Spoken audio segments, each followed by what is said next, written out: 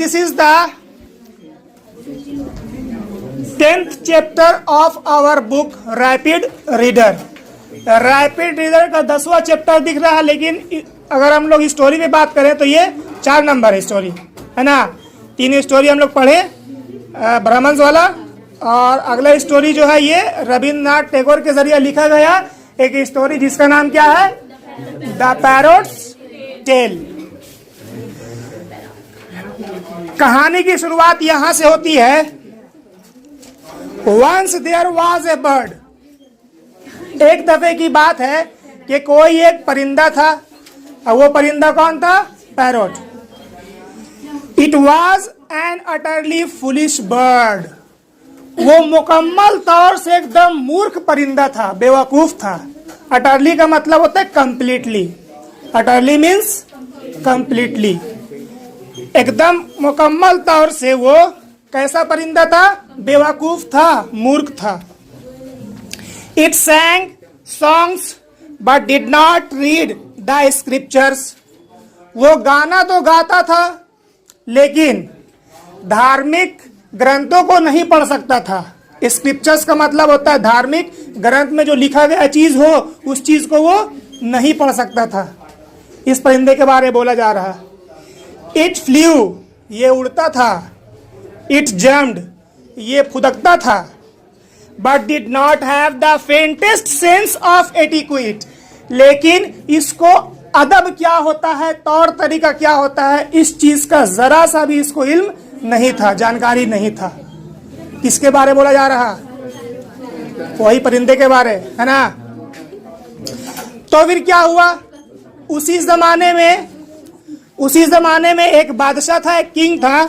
वही बादशाह क्या बोलता है, द किंग सेड, बादशाह बोला, सच बर्ड्स, इस तरह के परिंदे, they are no use at all, कोई काम के नहीं होते हैं ये इस तरह के परिंदे, जिनको ये सभी चीज नहीं आता हो।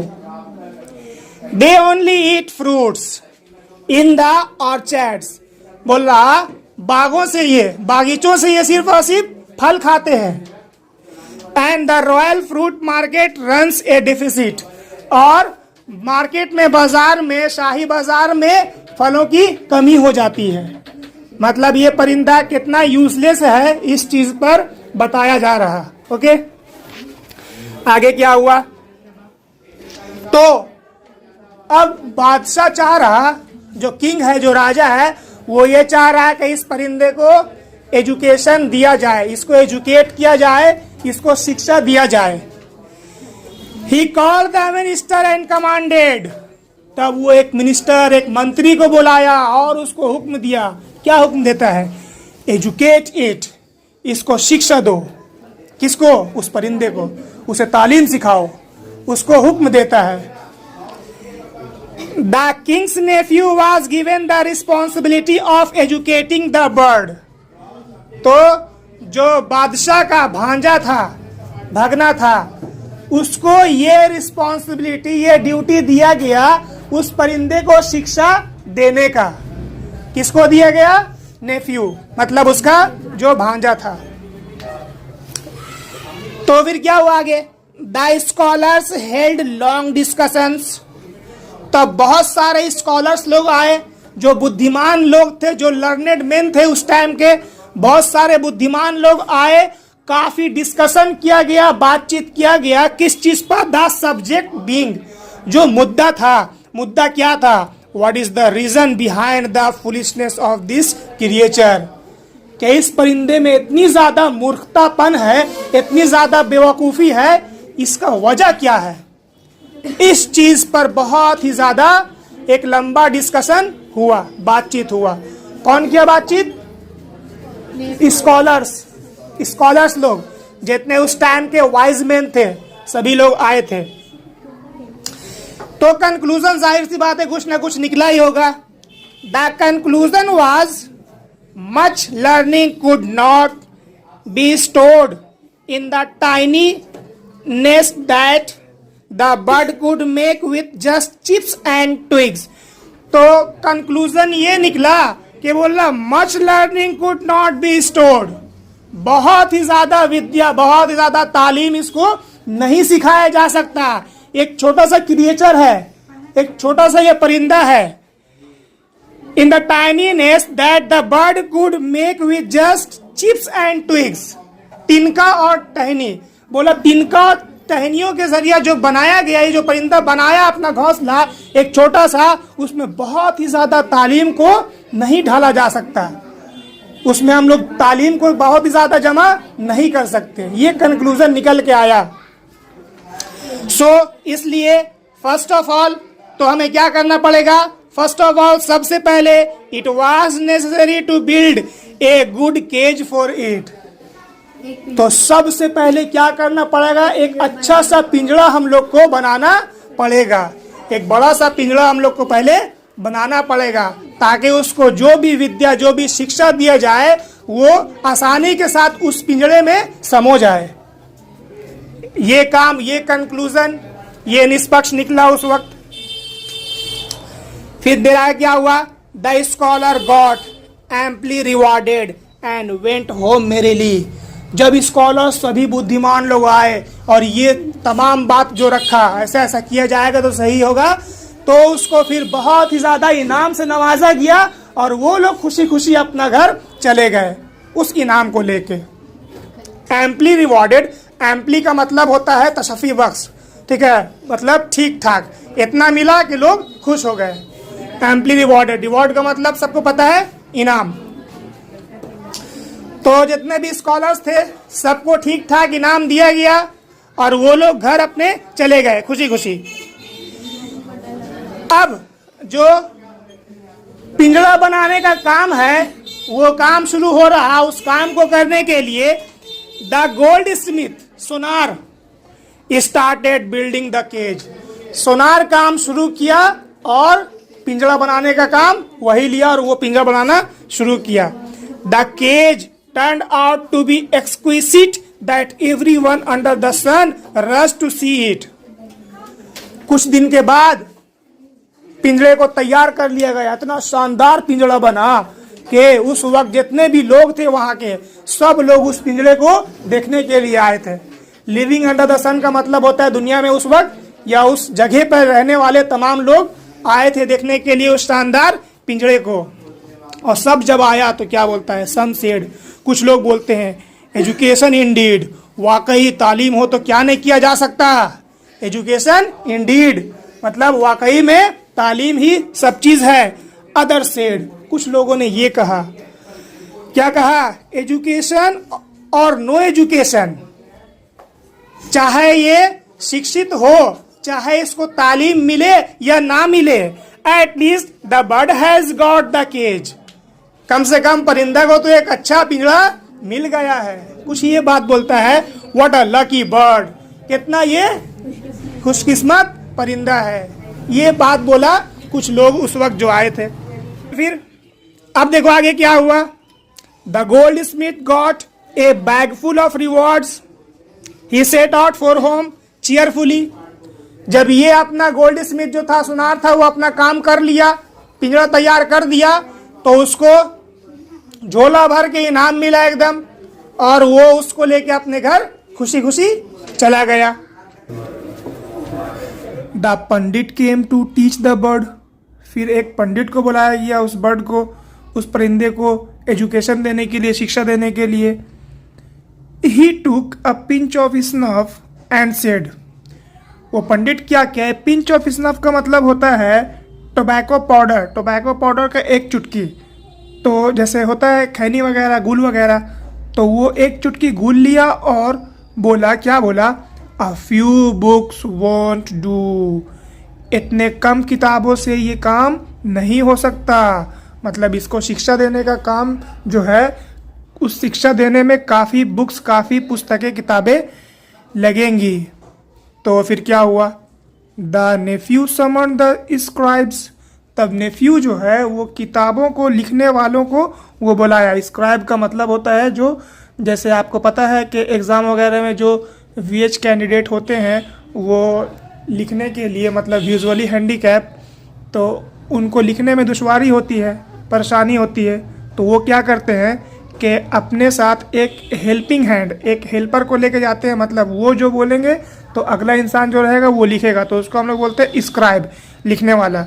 तो इसी तरह से नेफ्यू जो है वो कुछ स्क्राइबर्स को बुलाया, लिखने वालों को। तो वो लोग क्या किया कि दे copied from the books and copied from those copies. वो लोग क्या किया, उन तमाम किताबों से बहुत से चीज़ को कॉपी किया, और फिर जो कॉपी तैयार किया उसमें से भी बहुत से चीज़ों को कॉपी किया, and made an enormous mound of such things. और उसके बाद एक टीला, एक पहाड़ की तरह किताबों का ढेर खड़ा कर दिया वहाँ पे, कॉपी करते करते। फिर क्या हुआ आगे, whoever saw it, अब जो कोई भी आता उसको देखने के लिए वो क्या बोलता, सेड ब्रावो, शाबाश, learning is going to overflow, अब जो है विद्या का सैलाब आने वाला है। इतना चीज़ होने के बाद फिर आगे जो है the scribes got cartfuls of rewards. फिर उसके बाद जितने भी स्क्राइबर्स थे, जितने भी लोग लिखने वाले आए थे, उन सभी को काफ़ी इनाम दिया गया, बहुत सा। एट वंस का मतलब होता है फौरन, immediately, okay. At once they rushed home, फौरन वो लोग वहाँ से घर अपने चले गए।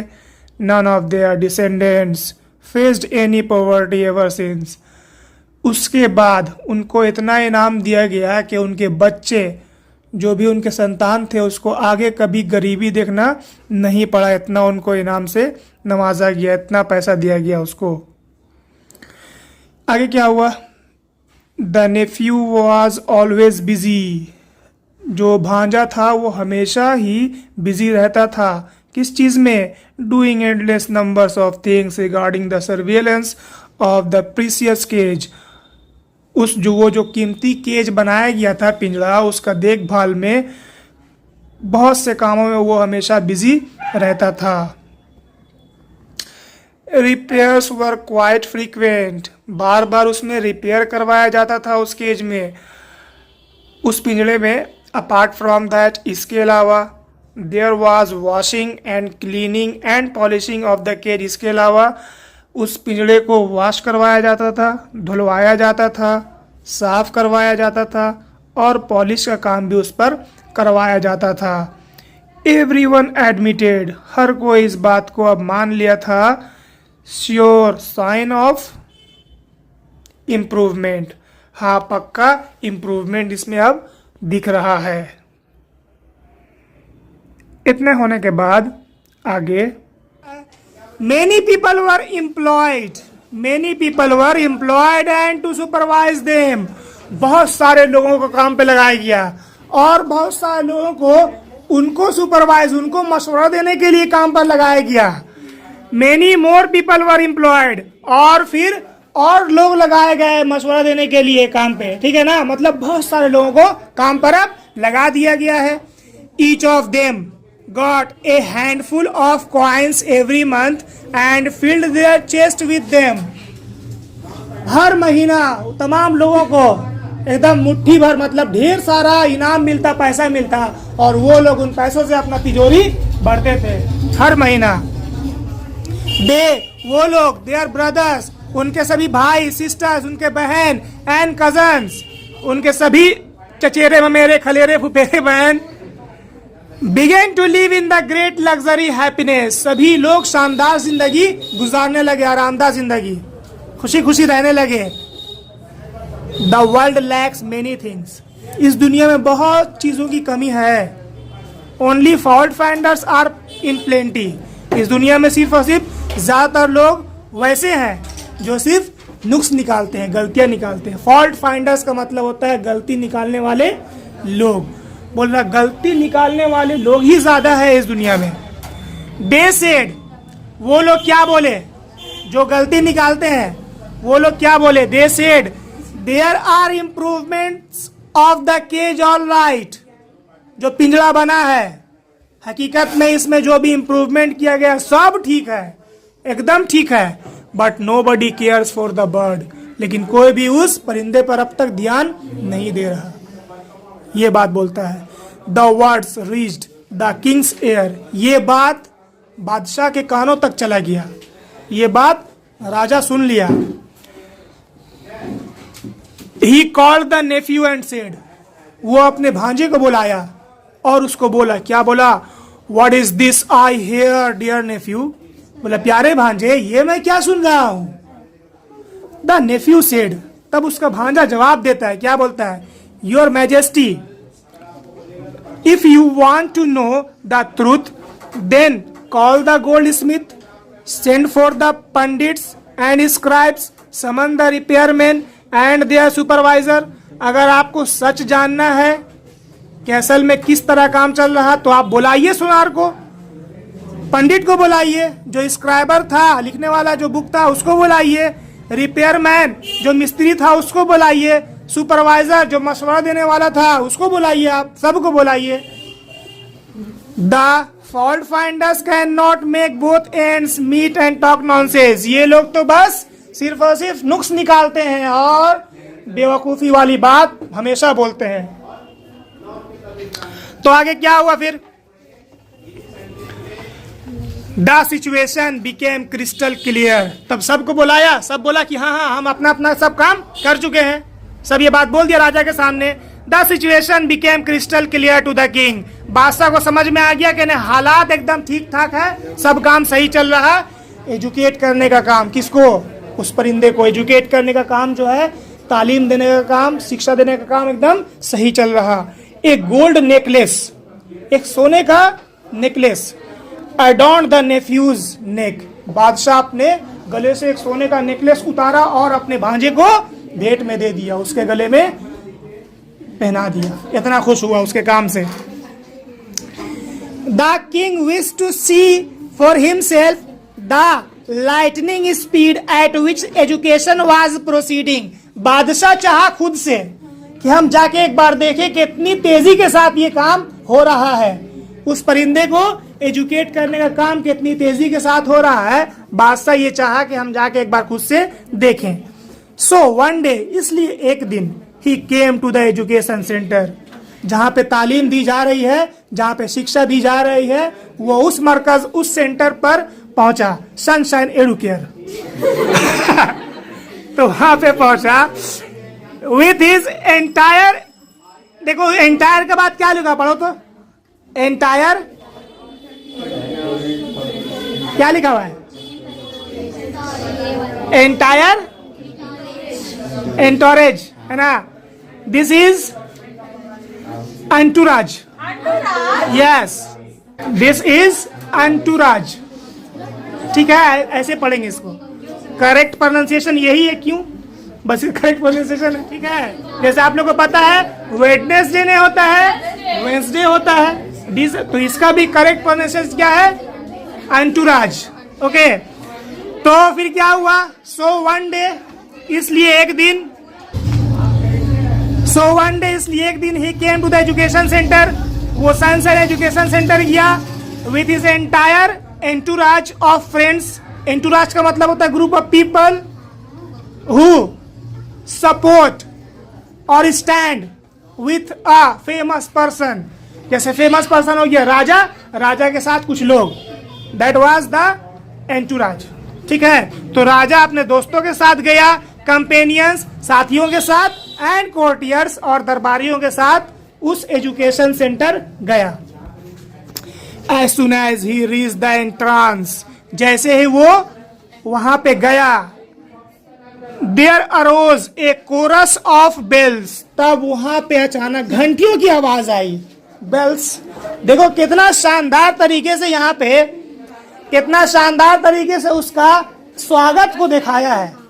जैसे ही बादशाह गया उस एजुकेशन सेंटर, तो कितना शानदार तरीके से यहाँ पे रविंद्रनाथ टैगोर उसका स्वागत को दिखा रहा कि there arose a chorus of bells and drums and harps and flutes and lyres and lutes and cellos and violins and cymbals and mandolins and trombones and bassoons and harpsichords and clavichords. ये सभी musical instruments हैं। ये सभी क्या है? Musical instruments. सबको देखना है कौन कौन क्या है। सबका नाम तो हम लोग जाहिर सी बात है फर्स्ट टाइम सुन रहे होंगे, बहुत सा का है ना। तो सबको एक बार देख लें कौन सा क्या है, ठीक है? हैं? कौन कौन सा? जैसे वो इंटर किया तो ये सभी म्यूजिकल इंस्ट्रूमेंट्स बजाकर उसका स्वागत किया गया। किसका स्वागत किया? राजा का। अब देखो क्या क्या था इसमें, बता रहे हैं क्या क्या था इसमें। Chorus of bells, chorus of bells and drums, सब बता रहे, सब दिखा देंगे क्या है। And drums and harps and flutes and lyres and lutes and cellos and violins and cymbals and mandolins and trombones and bassoons and harpsichords and clavichords, ये सभी था। अब ये क्या क्या है आप लोग देख लो। हम लोग यहाँ तक कंप्लीट कर चुके थे पिछले क्लास में। कहाँ तक? जितना भी म्यूजिकल इंस्ट्रूमेंट था वो सब बज चुका था। आज जो है खाना चलने वाला था, सही बोलो तो ना। तो यहाँ तक हम लोग का पढ़ाई हो चुका था। जो नए आए थे उसके लिए बताएंगे। स्टोरी को रिपीट तो नहीं कर सकेंगे, स्टोरी काफ़ी हम लोग लंबा कर चुके हैं। एक पैरोट के बारे कहानी था ना, अगर वक्त बचेगा तो लास्ट में पूरा का पूरा स्टोरी को एक बार हाईलाइट कर देंगे, ठीक है ना? तो 20 से ही आप लोग कोशिश करें चुप रहने का। आगे हम पढ़ रहे, सभी ध्यान देंगे। यहाँ से पेज नंबर कितना है बता दो? पेज नंबर 74 का जितना म्यूजिकल इंस्ट्रूमेंट है वो आपका क्लैविकोर्ड के बाद से पढ़ रहे हैं ना, क्लैविकोर्ड के बाद से हम पढ़ रहे हैं, सभी ध्यान देंगे। तो राजा वहाँ पहुँचा था और राजा का स्वागत जो हुआ था, बहुत सारे म्यूजिकल इंस्ट्रूमेंट को बजाकर उसका स्वागत किया गया था। उसके बाद क्या हुआ? The Pandit swung their pigtails and started chanting hymns at the top of their voices. पंडित क्या किया? देखो SWUNG सॉन्ग, ये स्विंग का सेकंड फॉर्म है। स्विंग का सेकंड, स्विंग का मतलब होता है घुमाना। अब पिग टेल्स का मतलब जो पंडित लोग का बाल में पीछे चोटी रहता है ना, पतला ऐसा, वही वो लोग उसको जोर जोर से घुमा के एकदम मंत्र वगैरह पढ़ने लगा और राजा का स्वागत कर रहा है वो। The repairman and the labourers and the goldsmith and the scribes and the supervisors and the cousins greeted the king with a huge uproar. बोला रिपेयरमैन जो मिस्त्री था, लेबर मजदूर लोग था, गोल्ड स्मिथ जो सोनार था, सोनार क्या किया था? सोनार क्या किया था? पिंजरा बनाया था। एंड द स्क्राइब्स, स्क्राइब्स क्या किया था? बुक को कॉपी किया था, जो बुक था उसको कॉपी किया था और हीप ऑफ बुक्स तैयार किया था। काफी ढेर सारे किताबों का ढेर बना दिया था वहां पे कॉपी करते करते। एंड द सुपरवाइजर्स, मशवरा देने वाले जो भी लोग थे वहां पे। एंड द कजन्स, सभी cousin greeted the king with a huge uproar, बादशाह का स्वागत किया, बादशाह का वेलकम किया, काफी जोर से आवाज में, मतलब जैसा हंगामी आवाज होता है ना, अप्रॉर उसी को बोलते हैं। जैसे संसद में कैसे होता है, संसद का देखिए मीटिंग वगैरह काफी मतलब चिल्ला चिल्ली होता है ना। संसद में पार्लियामेंट, पार्लियामेंट ठोक ठोक के है ना, तो उसी तरह कुछ आवाज में बादशाह का स्वागत किया गया, उसको नमस्ते बोला गया, सलाम किया गया। ग्रीट का मतलब वही चीज होता है, सलाम करना। तो आगे क्या हुआ? द नेफ्यू सेड, जो भांजा था, भांजा किसका था? बादशाह का। द नेफ्यू सेड, वो नेफ्यू बोला योर मैजेस्टी, अरे मामू, मामू तो नहीं होगा, योर मैजेस्टी का मतलब क्या होता है? जनाब आली या हुजूर, खाओ खुजूर। बोला your majesty what do you think, बोलता है जनाब आली आपको क्या लगता है, मतलब ये जितने भी मतलब ये जो आपका स्वागत हुआ है कैसा आपको लगा, ये आप इसके बारे में बताइए। द किंग सेड, बादशाह बोला, क्या बोला? अमेजिंग, शानदार था ये। This is a non trivial amount of sound, जितना भी अलग अलग तरह का जो म्यूजिक बजा यहाँ पे, ये कोई मामूली म्यूजिक नहीं था। इससे मेरा दिल बहुत ज़्यादा प्रसन्न हुआ, खुश हुआ, ये बात बोला। नॉन ट्रिवियल, ट्रिवियल का मतलब होता है मामूली, ट्रिवियल का मतलब मामूली, नॉन ट्रिवियल गैर मामूली, नॉन ट्रिवियल मीन्स गैर मामूली। बोलो जितना भी म्यूजिक बजा है यहाँ पे वो कोई मामूली साउंड, मामूली म्यूजिक नहीं था। काफी खुश हुआ ये। आगे क्या हुआ? द नेफ्यू सेड, तब भांजा बोलता है, क्या बोला? It is not just the sound your majesty, बस ये कोई आवाज नहीं था मालिक, ये कोई आवाज नहीं था मामू, there is also a non trivial amount of money behind it. इतना ढेर सारा म्यूजिक जो बजाए आपका स्वागत में, इसमें कोई मामूली खर्च नहीं हुआ, बहुत पैसा भी लगा है इसमें, बहुत ज्यादा खर्च भी हुआ है इसमें। ये बात बोला वो। आगे क्या हुआ? The king was extremely pleased, बादशाह बहुत ही ज्यादा खुश हुआ था। तो हर एक चीज देखकर ही स्टार्टेड बैक, वो अब दोबारा से वापस जाने लगा। कहाँ आया था वो? जहाँ पे तोता का पढ़ाई चल रहा था, जहाँ पे एजुकेशन उसका चल रहा था, वहीं पे वो आया था। तो हर एक चीज देख के ये बहुत खुश हुआ और he started back, वो वापस वहां से जाने लगा। बोल रहा ही केम आउट, अब देखो क्या हुआ। he came out of the front door, सामने वाले दरवाजे से वो बाहर आया। and was about to ride his elephant, और बस अपना हाथी पर सवार होने ही वाला था। when a fault finder, और तब ही एक गलती निकालने वाला, जो हमेशा हर एक काम में कोई ना कोई होता है ना, कि 5 आदमी अगर सही बोल रहा तो एक आदमी रहेगा उसमें से जो गलती निकालेगा, तो वही क्या होगा? Fault finder.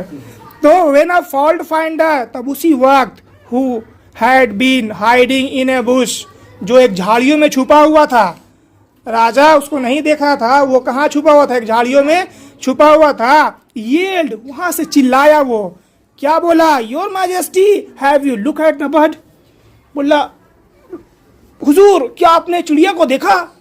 आप तो यही देखने के लिए आए थे ना कि चिड़िया का एजुकेशन कैसा चल रहा है। तो वो हर एक चीज देखा, लेकिन वहां पे वो उस चिड़िया को नहीं देखा था। तो यही वो फॉल्ट फाइंडर जो है, झाड़ी से छुपकर उसको आवाज बोल दिया, अरे सब काम तो हो गया, चिड़िया को देखा आपने? आगे क्या हुआ? द किंग वॉज स्टार्टल्ड, बादशाह जो है वो चौंक गया। स्टार्टल का मतलब होता है चौंक जाना।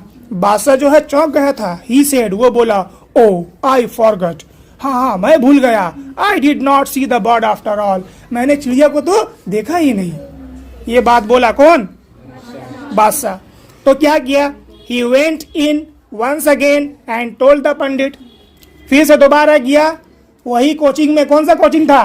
सनशाइन कोचिंग था। तो उस कोचिंग में गया एंड टोल्ड द पंडित, और पंडित को बोला, पंडित कौन है यहाँ पे? कौन टीचर? हमको नौशाद सर है। एंड टोल्ड द पंडित, पंडित को बोला, क्या बोला? I want to see your method of educating the bird, मैं तुम्हारा तरीका को देखना चाहता हूं कि तुम किस तरह बर्ड को शिक्षा दे रहे हो। ये बात बोला वो अंदर जाकर दोबारा। तो आगे क्या हुआ? एंड ही सॉ इट, तब वो परिंदे को देखा। वेरी प्लीजिंग इंडीड, और तरीके को देखा और वाकई में बहुत ज्यादा खुश हुआ। The method was so overwhelming, overwhelming का मतलब होता है बहुत ही ज्यादा अच्छा होना या बहुत ही ज्यादा अप लेवल का होना, ठीक है? ओवरवेलमिंग, बहुत ज्यादा खुश हुआ। The method was so overwhelming, इतना ज्यादा अच्छा तरीका था, compare to the bird that one could hardly notice the bird. बोला तरीका तो इतना अच्छा था पढ़ाने का, उसको एजुकेट करने का, शिक्षा देने का, कि कोई भी इंसान अगर जाता तो उसको परिंदा पर नजर नहीं पड़ता, बल्कि तरीका को देखता ही रह जाता। तो इतना ज्यादा अच्छा तरीका था कि one could hardly notice the bird. Hardly का मतलब होता है बा मुश्किल से, हार्डली का मतलब मुश्किल से ही उसका नजर किस पर पड़ता? परिंदे के ऊपर पड़ता। जिस सेंटेंस में हार्डली आए, जिस सेंटेंस के अंदर हार्डली आ रहा, उस सेंटेंस के अंदर नॉट नहीं आता है, लेकिन फिर भी वो सेंटेंस नेगेटिव होता है, याद रखना, ठीक है? फिर भी वो क्या होगा? नेगेटिव सेंटेंस आता है। तो आगे क्या हुआ? It seemed it was rather irrelevant to look at the bird, और तरीका तो इतना शानदार था कि अगर परिंदा को कोई देखता है तो इररिलेवेंट मतलब देखने लायक बात नहीं था परिंदा को। ऐसा था कि अगर कोई जा रहा परिंदे को देख रहा तो वो ऐसा काम कर रहा जो काम करने लायक नहीं है, बस वो जाए और एजुकेट करने का जो तरीका है बस उसको देखे। इररिलेवेंट थिंग था परिंदा को देखना। The king understood that the arrangements were faultless. बादशाह जो था, राजा जो था, वो समझ गया था जो भी शिक्षा देने का काम है वो फॉल्टलेस है, मतलब उसमें कोई भी कमी नहीं है, सब चीज ढंग से हो रहा। देयर वॉज नो कॉर्न, अब देखो आगे, there was no corn in the cage, no water either. बोल रहा उस पिंजरे के अंदर, कॉर्न का मतलब होता है मकई, लेकिन यहाँ पे हम लोग दाना बोलेंगे, ठीक है ना। बोल रहा there was no corn in the cage, no water either. उस पिंजरे के अंदर ना ही दाना था ना ही पानी था, ना ही दाना था और ना ही पानी था उसमें। Only heaps of pages had been torn out from heaps of books. बोल रहा सिर्फ और सिर्फ फटा हुआ पेज था जिसको किताब का ढेर से, तमाम किताबों से फाड़ा गया था, और उस वही सिर्फ और सिर्फ फटा हुआ पेज था किस चीज के अंदर, उस पिंजरे के अंदर था। And with the tip of a pen, और एक पेन का नोक से, those pages were being stuffed into the bird's mouth. वो तमाम फटा हुआ पेज को उस परिंदे का मुंह में घुसाया जा रहा था कि पढ़ इसको पढ़। वो फटा हुआ पेज को किससे घुसाया जा रहा था? पेन से फटा हुआ पेज को हुरूर के उसको घुसाया जा रहा था, उसके चोंच में, उसको मुंह में डाला जा रहा था। यही एजुकेटिंग का उसका तरीका था, एजुकेट करने का जो तरीका था। उसमें कोई भी उस पिंजरे के अंदर दाना पानी नहीं था, बल्कि क्या था, सिर्फ और सिर्फ शिक्षा देने के लिए बुक्स का फटा हुआ पेजेस था, जिस पेजेस को उसके मुंह में डाला जा रहा था। There was no room in the mouth for the bird to squeeze out a cry, let alone a tune.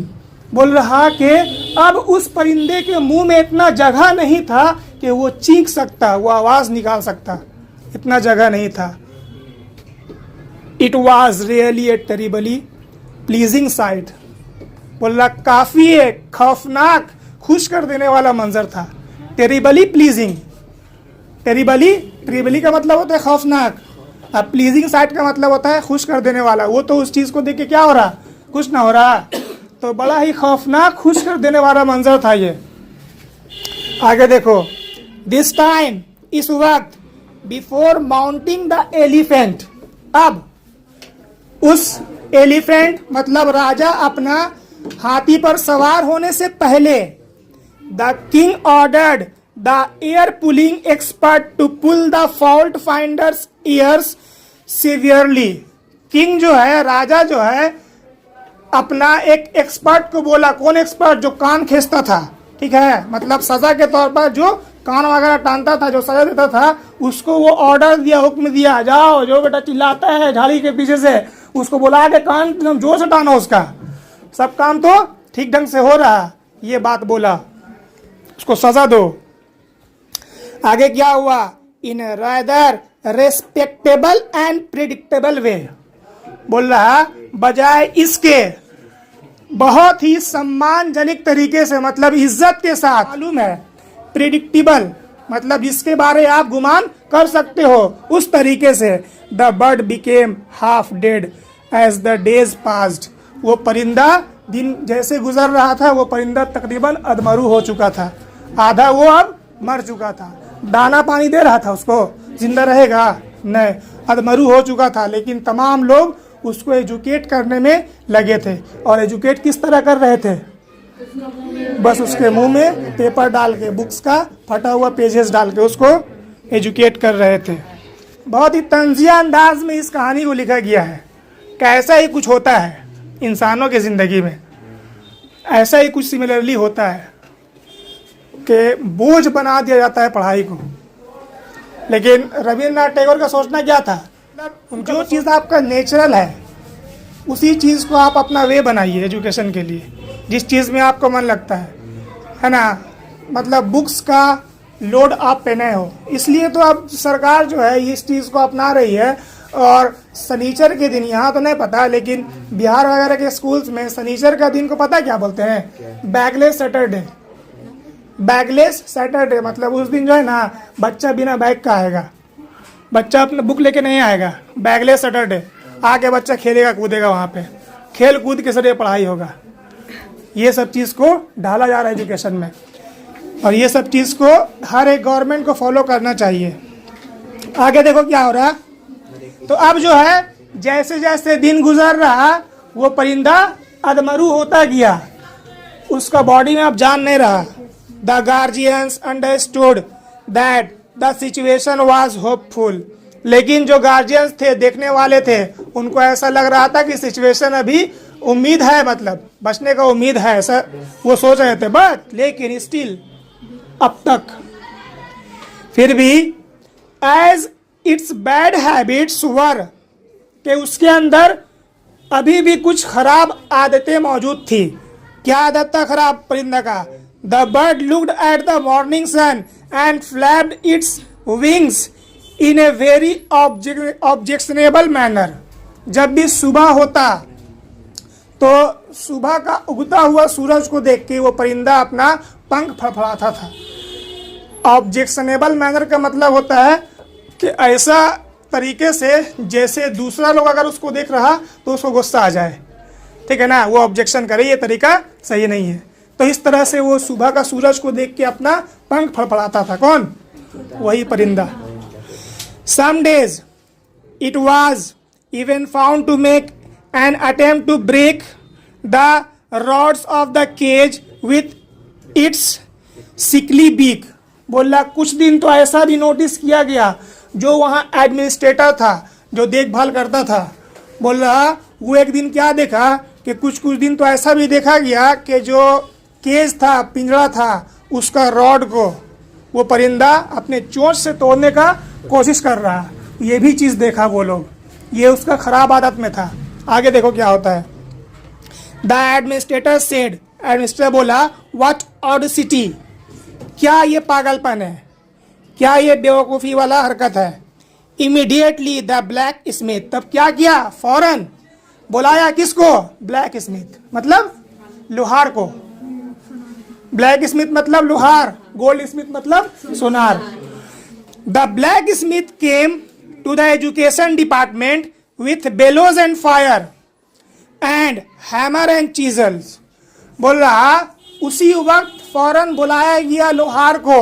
वो लोहार अपना साजो सामान के साथ आया। उसका साज सामान में क्या था? हैमर था, हथौड़ी था, चीजल था, छेनी था, ठीक है ना, छेनी। तो हथौड़ी छेनी लेके आया।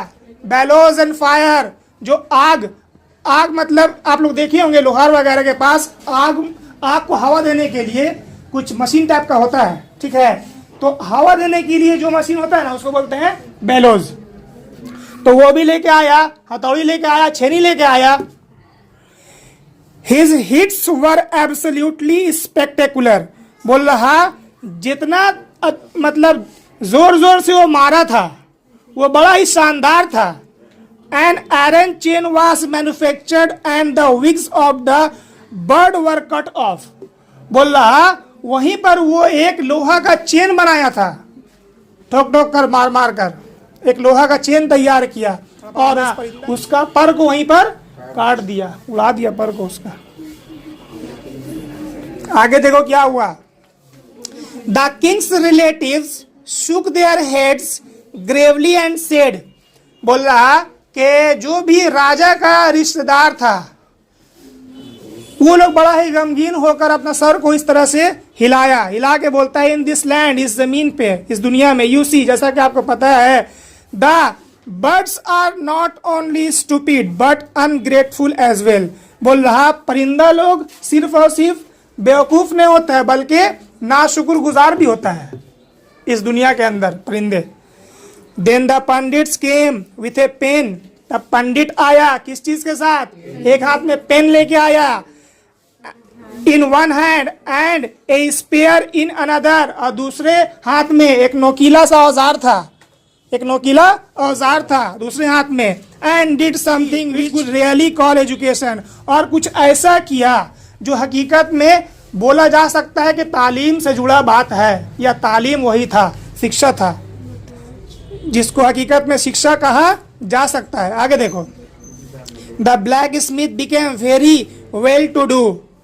जो ब्लैक स्मिथ आया था लोहार, बोला ये जो काम किया उसको इनाम दिया गया, काफी अच्छा। His wife got gold ornaments, उसकी बीवी को सोना का जेवर दिया गया। The administrator gained the A title from the king for his alertness, जो एडमिनिस्ट्रेटर था, जो इस बात को बताया था कि परिंदा जो है सुबह सुबह कोशिश करता है इस एक पिंजरा का रॉड को काटने का, ये जो बात बताया था उसको भी इनाम दिया गया, उसको एक टाइटल दिया गया, अलग से खिताब दिया गया। आगे देखो क्या हुआ, द बर्ड डाइड, परिंदा मर गया। नो वन न्यू व्हेन, कोई नहीं जानता था कब, लेकिन परिंदा एक दिन मर गया। The infamous fault finder spread the news, जो फॉल्ट फाइंडर था, जो नुक्स निकालने वाला इंसान था, वो इनफेमस था, उसको कोई नहीं जानता था, मशहूर नहीं था वो क्या किया, इस न्यूज को फैला दिया चारों तरफ के परिंदा मर गया है।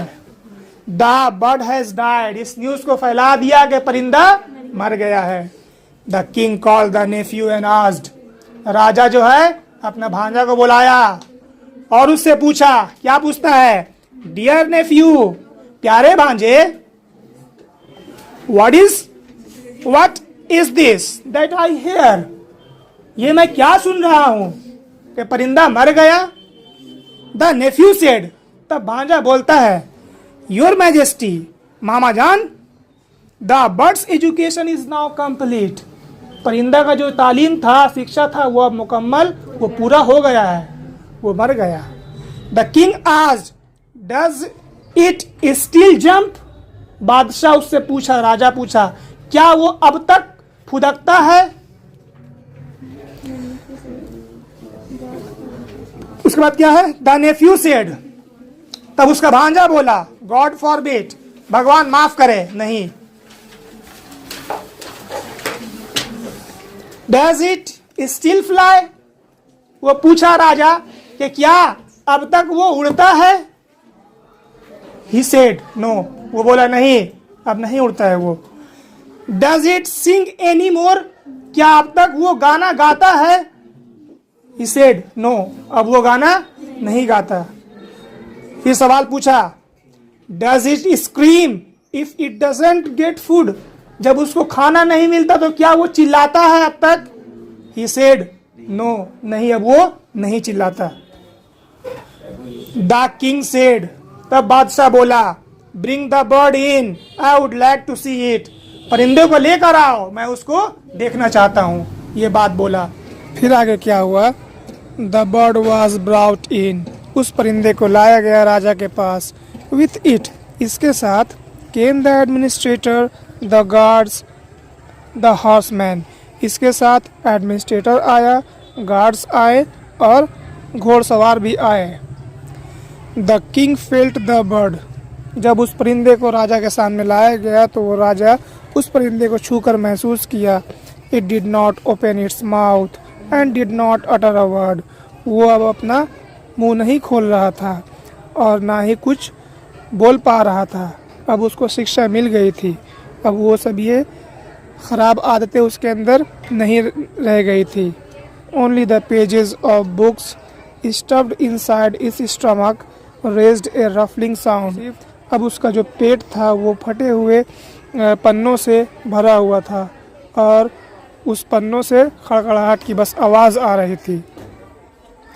आउटसाइड, बाहर, जहाँ पर where the gentle south wind and the blossoming woods were heralding spring, बाहर जहाँ पर खुशबूदार महकते हुए जंगल और आरामदायक चलने वाली जुनूबी हवा इस बात का पैगाम दे रही थी कि स्प्रिंग का मौसम आ रहा है। और the young green leaves filled the sky with a deep and heavy Sai, और छोटे छोटे सरसब्ज पत्तों ने भर दिया था आसमान को with a deep and heavy Sai, एक गहरी और भारी शोक के साथ, मतलब वो वातावरण पूरा मुकम्मल तौर से गमगीन हो गया था। And this way the education completed, और इस तरह एजुकेशन जो शिक्षा देने का काम था परिंदे को वो मुकम्मल हुआ और हमारा स्टोरी जो है यहीं पे ख़त्म भी होता है। That's all.